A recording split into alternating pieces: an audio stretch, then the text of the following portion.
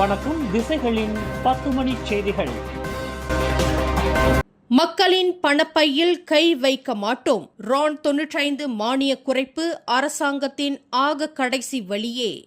மக்கள் மீது ஏற்படும் நேரடி தாக்கத்தை கருத்தில் கொண்டு ரான் 95 பெட்ரோல் மானிய சீரமைப்பு என்பது அரசாங்கத்தின் இறுதி தேர்வாக மட்டுமே இருக்கும் என்று பிரதமர் அலுவலகத்தின் மூத்த பொருளாதார மற்றும் நிதி ஆலோசகர் நூர் இஷாம் உசேன் தெரிவித்துள்ளார். கல்வார்ஸ் கிஜாப் எனும் பாட்காஸ்ட் நிகழ்ச்சியில் பேசிய நூர் இஷாம் உசேன், பெட்ரோல் விலை என்பது மக்களின் பணப்பையை நேரடியாக பாதிக்கும் ஒரு மிக உணர்திறன் வாய்ந்த விஷயம் என்பதால் அது தொடர்பான முடிவுகள் தள்ளி வைக்கப்படும் என்றார். தற்போது அரசாங்கம் லாஜிஸ்டிக் துறையின் கீழ் உள்ள மானிய விலையிலான டீசல் கட்டுப்பாட்டு அமைப்பின் ஒதுக்கீட்டை கடுமையாக்குவது போன்ற மாற்று சேமிப்பு நடவடிக்கைகளில் கவனம் செலுத்தி வருவதாக அவர் கூறினார். மேலும் அடுத்த ஜூலை மாதம் வரை நாட்டிற்கு தேவையான கச்சா எண்ணெய் மற்றும் எரிபொருள் இருப்பு போதுமானதாக உள்ளது என்றும் அவர் உறுதிப்படுத்தினார்.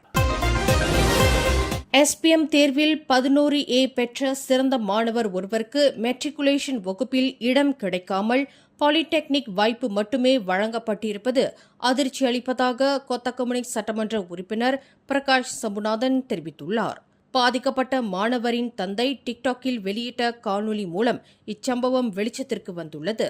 10A மற்றும் அதற்கு மேல் பெறும் அனைத்து மாணவர்களுக்கும் இனம் பின்னணி பாராமல் மெட்ரிகுலேஷனில் இடம் உறுதி செய்யப்படும் என்று பிரதமர் டத்தோஸ்ரீ அன்வார் இப்ராஹிம் மற்றும் அமைச்சரவை அறிவித்திருந்த நிலைக்கு இது முற்றிலும் முரணாக உள்ளது என்று பிரகாஷ் சாடினார். சிறந்த மாணவர்களின் உழைப்பு அலட்சியப்படுத்தப்படுவது கல்வி முறையின் மீதான நம்பிக்கையை கெடுக்கும் என்று கூறிய பிரகாஷ், இந்த விவகாரத்தில் உயர்கல்வி அமைச்சு உடனடியாக தலையிட்டு மாணவருக்கு உரிய இடத்தை வழங்க வேண்டும் என்றும் சேர்க்கை முறையில் உள்ள குளறுபடிகளுக்கு வெளிப்படையான விளக்கம் அளிக்க வேண்டும் என்றும் வலியுறுத்தியுள்ளார்.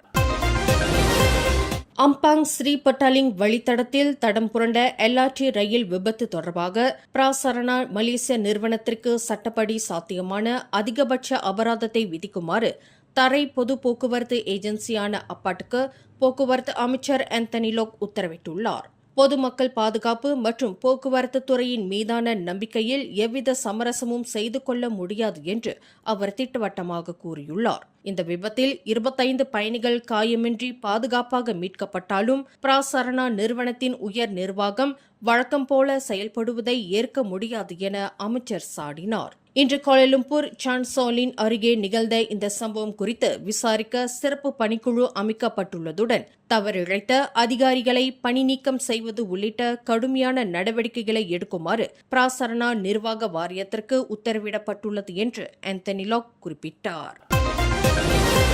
ஜோஹர் உலுத்திராமில் ஹஜ் பெருநாள் குர்பான் சடங்கிற்காக கொண்டுவரப்பட்ட எருமை மாடுகள் முட்டியதில் 2 வெவ்வேறு சம்பவங்களில் ஒருவர் உயிரிழந்தார் மற்றும் மற்றொருவர் காயமடைந்தார். நேற்று காலை 10 மணியளவில் கம்போங் தென்னாங்கில் நடந்த முதல் சம்பவத்தில் 45 வயது நபர் ஒருவர் எருமை மாடு முட்டியதில் சுல்தானா அமினா மருத்துவமனையில் அனுமதிக்கப்பட்டார்.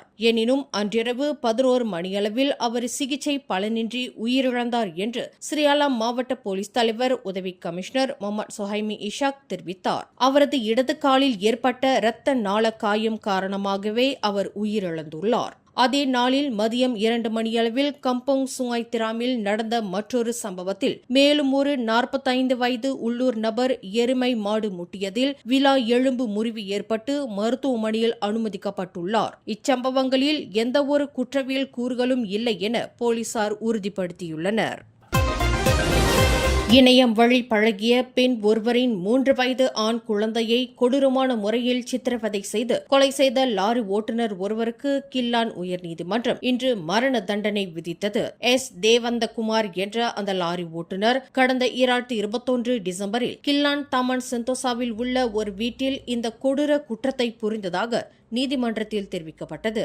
நாற்காலி, இடைவார்பட்டை மற்றும் துணி மாற்றும் கொக்கிகளால் நிதேஷ் என்ற மழலையர் பள்ளி சிறுவனை தேவந்தகுமார் இரக்கமின்றி கடுமையாக தாக்கியுள்ளார். மேலும் அச்சிறுவனின் தலை 5 நிமிடங்களுக்கும் மேலாக தண்ணீரில் மூழ்கப்பட்டு சித்திரவதை செய்யப்பட்டுள்ளது.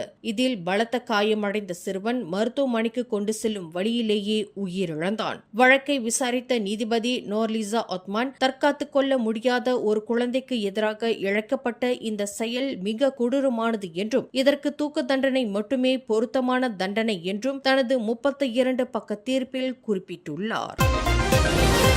கொத்தகமுனிங் சட்டமன்ற தொகுதி அலுவலகம் பொதுமக்களிடையே இதய ஆரோக்கியம் மற்றும் முன்கூட்டியே பரிசோதனை செய்வதன் முக்கியத்துவத்தை வலியுறுத்தும் வகையில் சேஃப் த ஹார்ட் 7.0 எனும் சமூக நலத் திட்டத்தை கடந்த மே 23, 24 ஆகிய தேதிகளில் நடத்தியது. கொத்தகமுனிங் ஷேக் கிளினிக்கில் நடைபெற்ற இந்த இருநாள் நிகழ்வு ஆரோக்கியமான வாழ்க்கையே சமூகத்தின் உற்பத்தி திறனுக்கும் மகிழ்ச்சிக்கும் அடிப்படை என்பதை மையமாக கொண்டு அமைந்தது. நிகழ்விற்கு தலைமையேற்ற கொத்தகமுனிங் சட்டமன்ற உறுப்பினர் YB பிரகாஷ் சம்புநாதன் கூறுகையில், இன்றைய காலகட்டத்தில் மக்கள் தங்களின் அன்றாட பணிகளில் மூழ்கி உடல் ஆரோக்கியத்தை மறந்து விடுகிறார்கள் என்று குறிப்பிட்டார். ஆரோக்கிய பராமரிப்பு என்பது நோய் வந்த பிறகு செய்வதல்ல, மாறாக அது ஒரு தொடர் பழக்கமாக மாற வேண்டும் என்றும் அவர் நினைவூட்டினார். மலேசியர்களிடையே அதிகரித்து வரும் இதய நோய் போன்ற தீவிர பாதிப்புகளை குறைக்க சீரான உணவு முறை, முறையான உடற்பயிற்சி மற்றும் முன்கூட்டியே மருத்துவ பரிசோதனைகள் அவசியம் என்று அவர் வலியுறுத்தினார். இத்திட்டம் மக்களின் நல்வாழ்வை மேம்படுத்துவதில் தங்களின் அர்ப்பணிப்பை காட்டுவதாகவும் அவர் தெரிவித்தார். இப்போ இந்து தேவஸ்தான பரிபாலன சபாவின் தலைவர் சீதாராமன் தலைமையில் 120 ஆண்டுகள் பழமையான சுங்கைப்பாரி ஸ்ரீ மகா மாரியம்மன் ஆலய மகா கும்பாபிஷேக விழா இன்று மிக சிறப்புடன் நடைபெற்றது.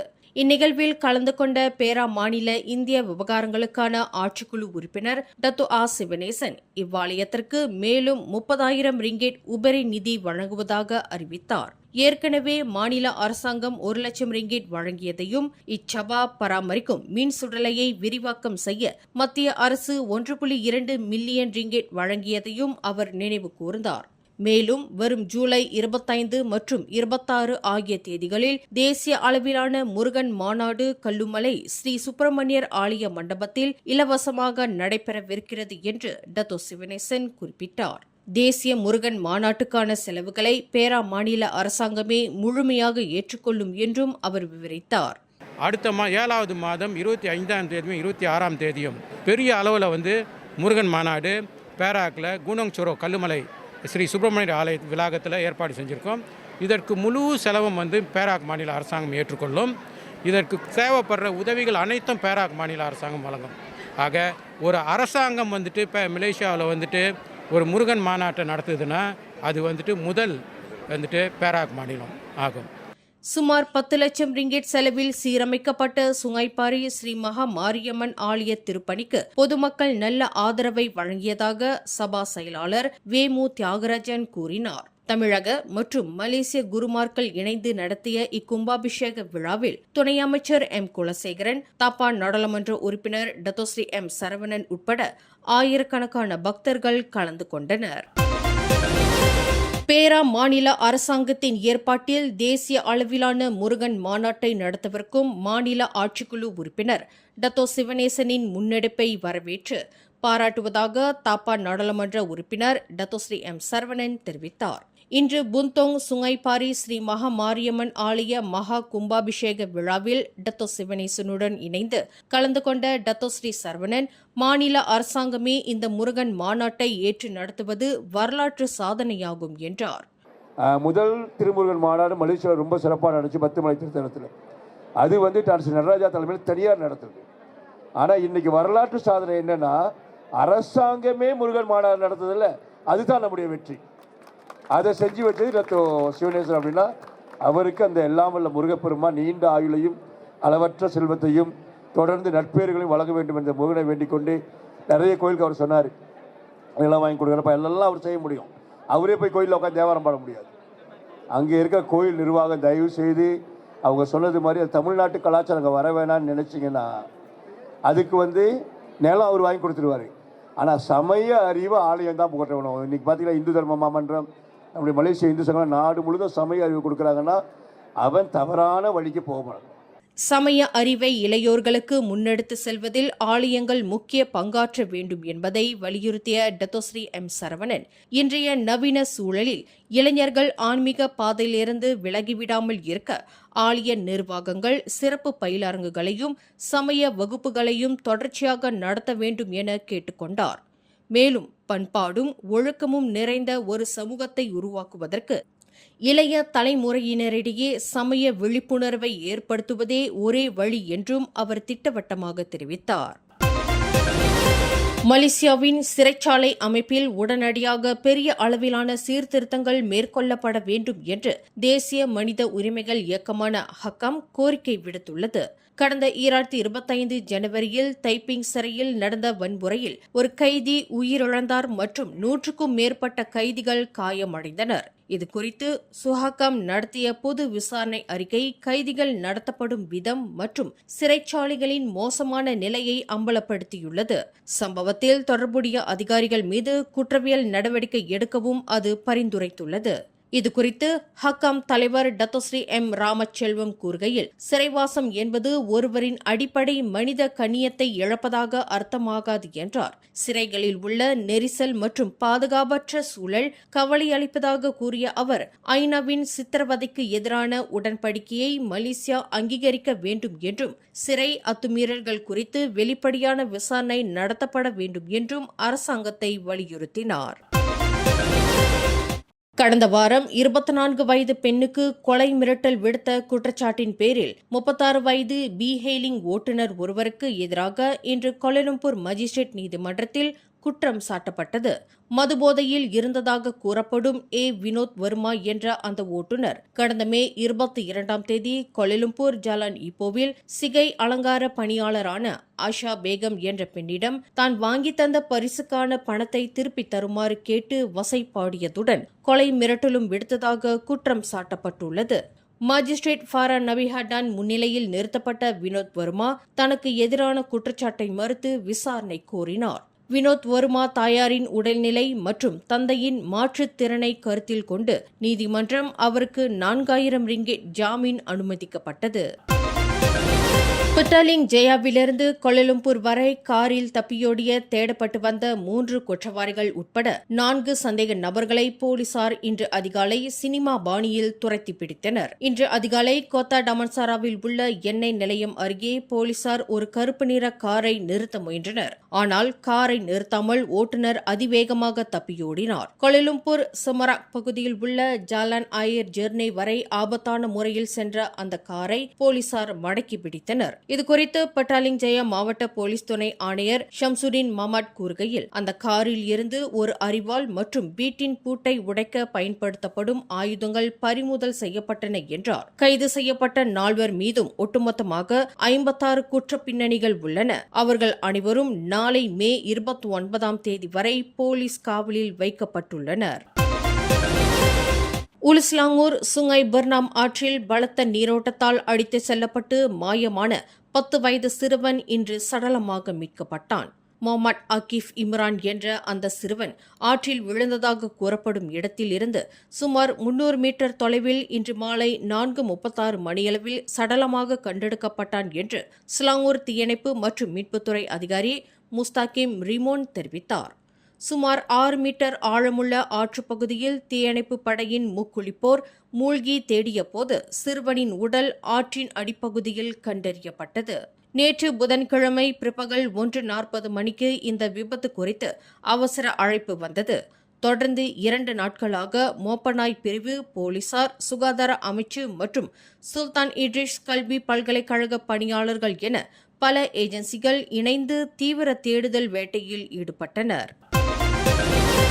சபா கோத்தா கினபாலுவில் 13 வயது பள்ளி மாணவி ஒருவர் 5 மாணவிகள் கொண்ட கும்பலால் தாக்கப்பட்ட சம்பவம் பெரும் பரபரப்பை ஏற்படுத்தியுள்ளது. இந்த தாக்குதல் குறித்த காணொலி இணையத்தில் வைரலானதை அடுத்து இச்சம்பவம் வெளிச்சத்திற்கு வந்துள்ளது. பாதிக்கப்பட்ட மாணவி கொடுத்த புகாரின்படி கடந்த மே 22 அன்று இந்த சம்பவம் நடந்துள்ளது. தாக்குதலுக்கு பின் இது குறித்து யாரிடமும் கூறக்கூடாது என அச்சுறுமி மிரட்டப்பட்டுள்ளார். இதில் காயமடைந்த சிறுமிக்கு தோள்பட்டை, கால்கள் மற்றும் காதுகளில் வீக்கமும் காயங்களும் ஏற்பட்டுள்ளன. பாதிக்கப்பட்ட மாணவியும் குற்றம் சாட்டப்பட்ட 5 மாணவிகளும் வெவ்வேறு பள்ளிகளை சேர்ந்தவர்கள் என்றும் அவர்கள் ஏஞ்சல் என்ற வாட்ஸ்அப் குழு மூலம் பழகியவர்கள் என்றும் கூறப்பட்டுள்ளது. தவறான புரிதல் மற்றும் அதிருப்தி காரணமாக இந்த தாக்குதல் நடந்துள்ளது. இச்சம்பவம் குறித்து போலீசார் தீவிர விசாரணை நடத்தி வருகின்றனர். மேலும் செய்திகளை தெரிந்து கொள்ள கீழே இருக்கும் பெல் பட்டனை அழுத்துங்கள். உங்கள் மகிழ்ச்சியை வெளிப்படுத்த லைக் மற்றும் ஷேர் செய்யுங்கள். தொடர்ந்து திசைகளோடு இணைந்திருக்க சப்ஸ்கிரைப் செய்யுங்கள்.